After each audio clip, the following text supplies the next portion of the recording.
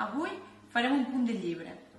Necessitem paper de diari, cartó, qualsevol que tinguéssiu per casa, jo he utilitzat un dels cereals, un tros de tela de color roig, jo en aquest cas he utilitzat tela de fieltro, un trosset de cinta catalana, pegament, tisores, llapis, rotulador, regle i foradadora.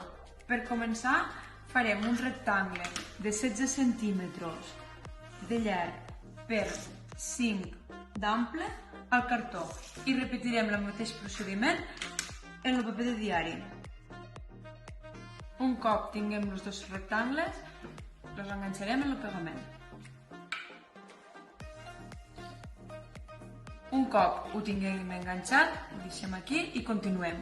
Agafarem la tela de color roig i dibuixarem un cor. Un cop tinguem el cor retallat, l'enganxarem a la part inferior del punt de llibre.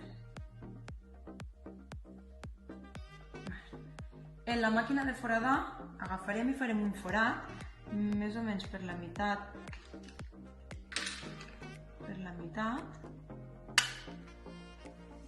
Que queda així. I per últim agafarem la cinta, que l'haurem tallat en uns 10-15 centímetres, la passarem per aquí dins, farem un nus i ho deixarem així. Per últim i per rematar-lo agafarem el bolígraf i escriurem Sant Jordi 2020. I ja tenim el punt de llibre fet.